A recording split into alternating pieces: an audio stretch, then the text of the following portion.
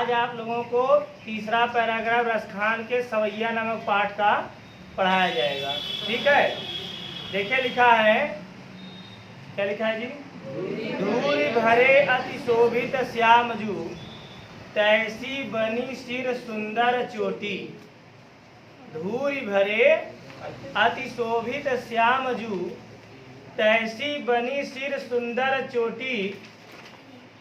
लिखा ही नहीं, आगे लिखा है खेलत खात फिरे अंगना पग पैजनी बाजत पीर कछोटी।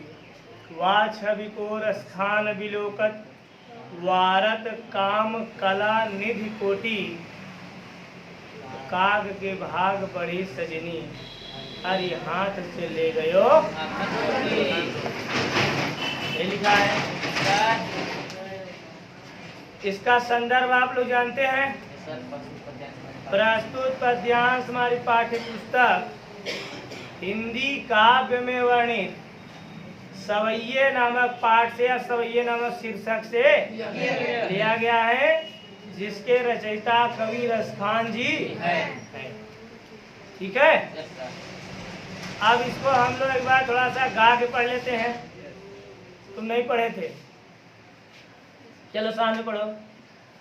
धूरी भरे अति शोभित श्यामजू, तैसी बनी सिर सुंदर चोटी। बलत खात पीरे अंगना पग पैजनी बाजत पीर कछोटी। खेलत खात पीरे अंगना पग पैजनी बाजत पीर कछोटी। वाचा बिको रस खान बिलोकती, वाचा बिको रस खान बिलोकती। वारत काम काला निधि कोटि। काग के भाग बड़े सजनी, हरि हाथ से ले गयो माखन रोटी। काग के भाग बड़े सजनी, हरि हाथ से ले गयो माखन रोटी। ये ध्यान दीजिएगा, परीक्षा में कई बार आया है। ठीक है, ये पैराग्राफ आप लोगों का बहुत ही महत्वपूर्ण है।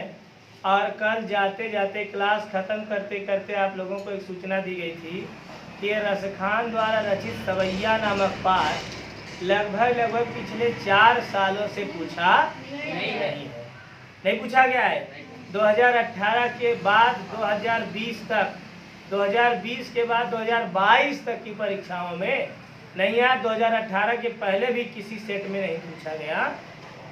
समझ में आया? तो आप लोग ध्यान पूर्वक इस पैराग्राफ को पढ़िए, उसके साथ साथ और जो पढ़ाया जाए उसको तो पढ़ना है। तो आइए एक बार फिर खींच करके पढ़ते हैं, उसके बाद फिर अपने औकात पे आते हैं। ठीक। दूरी भरे अति शोभित श्यामजू, तैसी बनी सिर सुंदर चोटी।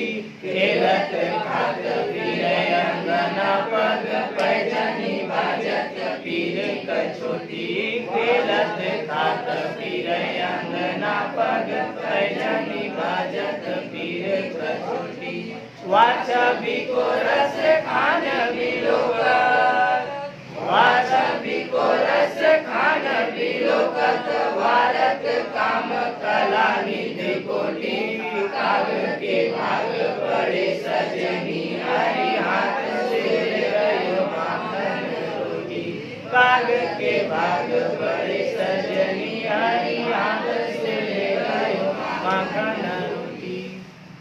अब ध्यान देना, आप लोग जब सूरदास का पैराग्राफ पढ़ रहे थे, सूरदास की जब पद्य पंक्तियों को आप पढ़ना प्रारंभ किए थे, तो चरण कमल बंदो हरिराई पहला छोड़ के दूसरा क्या पढ़े थे? तीसरा क्या पढ़े थे? तिलकत कान गुटुरवनी आवत, और मणिमय कनक नंद गए आंगन बिंब पकड़ गए। यही था। कबहु निरखिया पूछा को कर सो पकड़ चाहत। ना किला की हंसत राजत द्वैतकिया, पुनि पुनि देहि अवराहत। कनक भूमि पर कर पग छाया, यह उपमाइक राजत। करि करि प्रतिपद प्रतिमनि वसुधा, कमल बैठ की साजत। बाल दशा सुख निरख जसोदा पुनि पुनि नंद बुलाव अवचरा तरलय ढाक सूर के प्रभु दूध। बहुत सस्ता पैराग्राफ पढ़े हो, आता है। इसका मुख्य उद्देश्य क्या था, इसमें क्या बताया गया? कब का? बोले तो बकैया माने जब वो दोनों पैरों से, हाँ, जानवरे के भान। बोला हो लकी, जानवर चारों पैरों चलते हैं, मनयू चलत, लेकिन अपने नटखटपन में। लेकिन एक मनई ऐसा भी रहा जो नाय चला रहा बचपने में, डायरेक्ट खड़ा हो रहा। तुलसीदास जन्मता ही 5 साल का लड़कियां दिखा रहे हैं, है ना। ये बड़ी फिल्मी स्टोरी है, बताया जाएगा आपको। अभी आइए थोड़ा अपने तीसरे पैराग्राफ। तो आपने वहां पे पढ़ा था भगवान श्री कृष्ण की उस बाल दशा का वर्णन था।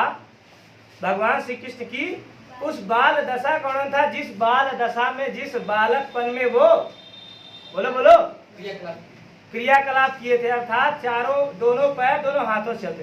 वही स्थिति का वर्णन ये रसखान जी तीसरे पैराग्राफ में कर रहे हैं। क्या कर रहे हैं? आइए आइए, इनको जगह दो, यहाँ बैठने दो, 5 मिनट रुकिए, फिर बात करते हैं। तो कौन है? राहुल, हाँ बुला लीजिए। तो ध्यान दीजिएगा, ये हो गया। इसके साथ साथ अब भगवान श्री कृष्ण छोटे से बालक हैं। अब कितने छोटे बालक? अरे भाई, वो सही से खड़े भी नहीं हो पा रहे हैं।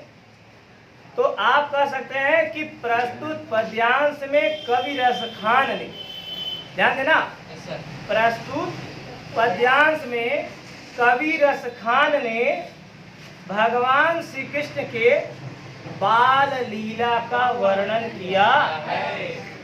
बाल लीला समझा था? वृद्धावस्था ना, बचपन का प्यार।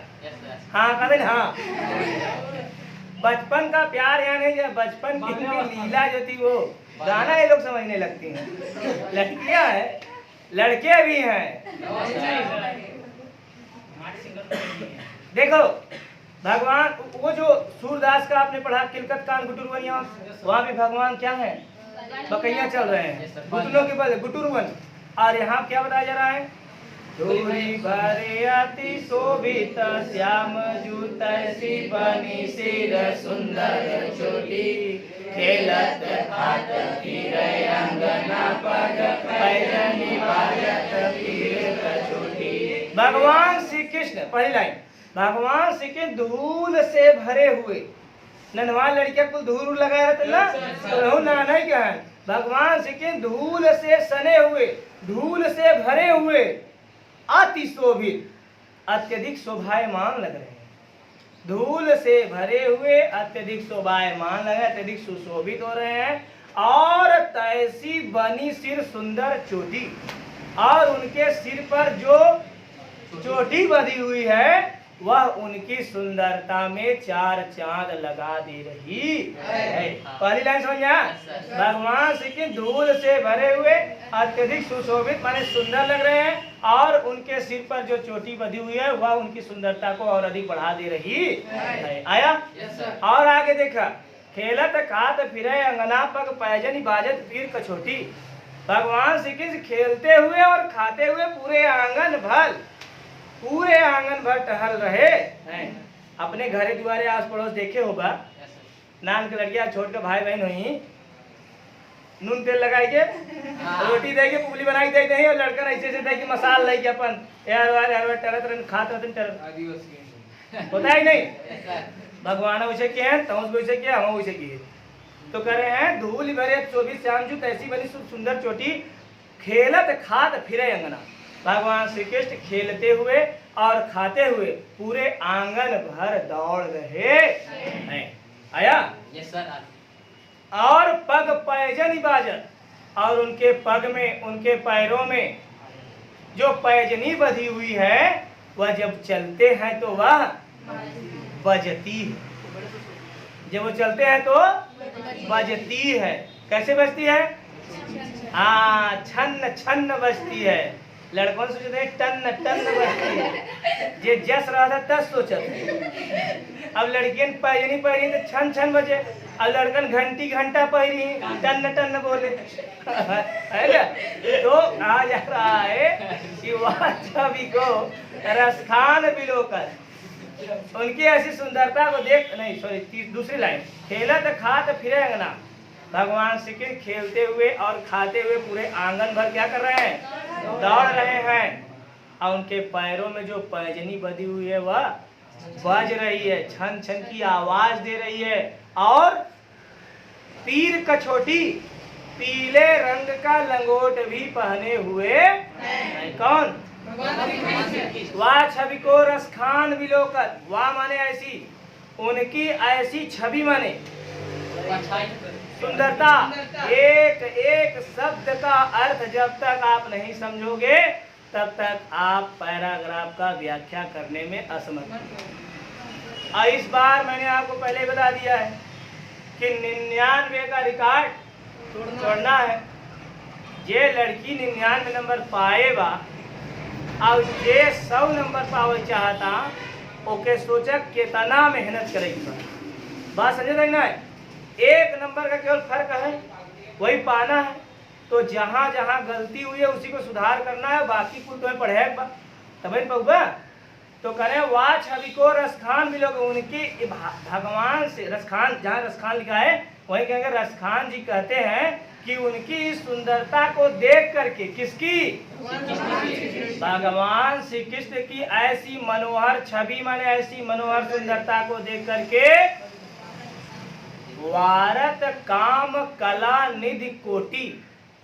काम माने कामदेव। कामदेव बोले तो कौन? मनमोहक। देखा मनमोहक गरा करा है। अरे कामदेव भगवान जितने भी हैं, कुल कितने भगवान हैं? देखा गदा 33 करोड़ कुछ, 33 करोड़ कुछ। 33 करोड़ देवताओं में अगर सबसे सुंदर देवता किसी को माना जाए तो कौन? कहाँ? जैसे यहाँ देखा क्यों विदेश मंत्री बा, क्यों रक्षा मंत्री बा, क्यों वित्त मंत्री बा, क्यों गृह मंत्री बा, ऐसे भगवानों के सब मंत्री हैं। और कामदेव कौन मंत्री हैं मालूम बा? सुंदरता के रूप मंत्री हैं। उन्हें जे के चाहे करिया, काबर, गोर, उज्जर, गेहुआ, मटिया, जिसको जो रूप चाहिए वो कामदेव को पूजा करे। लेकिन लड़की फेयर एंड लवली और लड़कियां फेयर एंड हैंडसम ही पूजा करे। अगर जे के काला से उज्जर, उज्जर से गोरा, गोरा से गेहुआ, जव, चना, पोटास, चाहे हर्रा फिटकी चाहे जो बने वो भगवान कामदेव को पूजा करे। ठीक है? रूप के कितना गढ़ाई बा, कितना नहीं, पे कौन सर्जरी चलावे बा, इकुल के बताए? कामदेव। कामदेव भगवान पूजा करे, पूजा करे कामदेव भगवान खुद प्रकट हो। कहाँ मिली जाता वहाँ तुम लास्ट लाइन जल्दी सुना। कोई आया है, प्रतीक्षा कर रहा है। हमारे परम मित्र सूरज पांडे आए हैं और मिलना है। पहले बिहार में उनका मूर्ति है। हाँ देखिए सूरज जी बता रहे हैं कामदेव से मिलना है तो आप बिहार में जाइए, उनका मूर्ति है। चलो तो बंद करें। वाह छवि को रसखान बिलोकति वारत काम कला निधि कोटि। रसखान जी कहते हैं भगवान श्री कृष्ण की ऐसी सुंदरता को देख करके मानो एक कामदेव नहीं, एक कामदेव की कला नहीं बल्कि कोटि माने करोड़, करोड़ों कामदेव की सुंदरता भी अगर आ जाए तो भगवान श्री कृष्ण की सुंदरता के आगे सब कामदेव की सुंदरता। फिर समझा? वाह छवि को रसखान भी लोग, रसखान जी कहते हैं उनकी ऐसी सुंदरता को देख करके, किसकी? भगवान श्री कृष्ण की ऐसी सुंदरता है, करें उनकी सुंदरता को देख करके एक कामदेव नहीं बल्कि करोड़ों कामदेव की सुंदरता भी उनके आगे नतमस्तक, न्यौछावर है। इतने सुंदर से प्रतीत हो रहे हैं। कौन? श्री कृष्ण। और तो और हे सखी, उस कौवे का भी कितना बड़ा भाग्य है। काग के भाग बड़े सजनी। काग माने कौवा। काग के भाग बड़े सजनी, हरि हाथ से ले गयो माखन रोटी। हरि माने श्री कृष्ण। भगवान। भगवान श्री कृष्ण। कह रहे हैं कि उस कौवे का भी कितना बड़ा भाग्य था जो किसी के हाथ से माखन रोटी लेकर के उड़ा, तो और किसी के नहीं बल्कि स्वयं भगवान श्री कृष्ण के हाथों। ननवा लड़का पुपली बनाए कुछ खात हैं, कौआ लखबाजी बना था। ननवा लड़का हमें दौड़ा ना पाही, यार वह लप से चोंच में दबाए लेके भाग जाए। समझे ना? तब कौआ इधर देखत रहा और भगवान हर हर किहन और लप से आए चोंच में उनका पुपली भरे 1 2 3 हैया। तब देखा था भगवान हंसा था, और जब कौआ जाए लगा तो के ऐसे करे रहा। ऐसे मतलब समझा था ना? आशीर्वाद। तू खाया जहाँ तहाँ तू अमर हो गया। अपने अभिकथा में करियर में इतना दिन तू हो गया 14-15 साल तुझे कभों देखा कौआ के मरत आज नहीं और जे देखे हुए में का पूछे अपवाद बैठा मंडलित जावर सानी तैया उन्हें कहीं हाँ देखे तो जे देखे बा वो खाली यही देखे लाइनी से मरा हुए कौआ या एक्सीडेंटों में कौआ नहीं मरा। कौआ इतना बुद्धिमान प्राणी बा है। इधर कहे ना काक चेष्टा बको ध्यान, काक चेष्टा केवल क्यों कौवे की जैसी चेष्टा माने चालाकी होनी चाहिए। समझे था? कौवा इतना चालाक इतना बुद्धिमान होता है, विवेकी नहीं होता, चालाक और बुद्धिमान होता है। ठीक है? तो अब देखो यार, एक बार एक कौवा अपने बेटवा समझावत रहा। एक बार एक कौवा अपने बेटवा से कहे बेटा अब उड़ने का पारी आ गया है, अब उड़ने का पारी आ गया है, अब तुम उड़ सकते हो। अरे केतना तो हम लिया दे तू ही घोसला में बैठ गया वो समझता ही है। तो कौआ बेटवा कहता कि बाबू हम तो खुद ही उड़े चाहत है, तू उड़े देता है कहीं यहाँ भी रहना उड़े देते रहे तो हाथ देना पंखा रच कर कमजोर रहा, उड़ते उड़त तू उड़े जाते यहाँ रोके रहे। अब तो हाथ पंखवा रची मजबूत हो जाबा, कहे तो उड़ी कहाँ या बहाए ना आज मंगल तो वहीं हम कुछ शिक्षा दे दी तब उड़ा। कहे जल्दी बतावा हमारा उड़ाई बहुत मन बा। कहे तू उड़े बिंदास उड़े बैठे चाहे जहाँ बिंदास बैठे, लेकिन कौनो मनई देखे तो अलर्ट ना बी अलर्ट हो जाए। अलर्ट और बी अलर्ट में अंतर बा।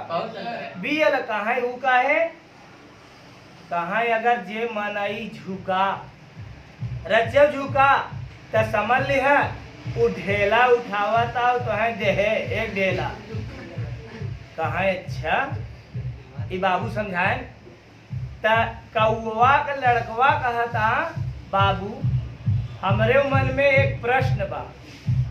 कहे क्या? कहे हमारे मन में यह प्रश्न चल रहा है,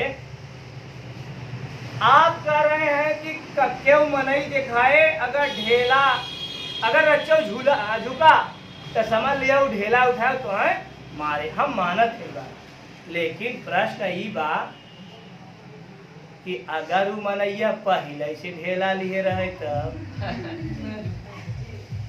झुकबई न करे ढाई को आ रहे तब कौआ का कहता आज के बाद हम जानत रहे कि तू हमहू चलाक हो गया है, शायद तो है यहाँ दुनिया में क्यों पैदा ना दे तो है।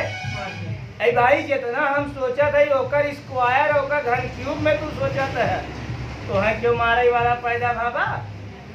तो वह कहता है कि भगवान काग के भाग बड़े सजनी हरि हाथ से ले गयो माखन रोटी।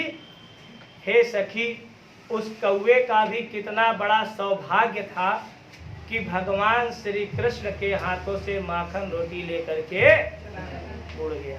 आ जाएगा? सरल है। ये आप पाठ बढ़िया से दोहरा लीजिएगा, पूरा उम्मीद है आप लोगों को समझ में आ गया होगा। ठीक है? इसका आप लोग दोहराव करते रहना। व्याख्या दिन भर में 2 बार करना तो 4 बार पढ़ भी लेना। समझ में आया? तब तक के लिए अगले पैराग्राफ कल जो चलेगा वो बहुत इंपॉर्टेंट है, ठीक है।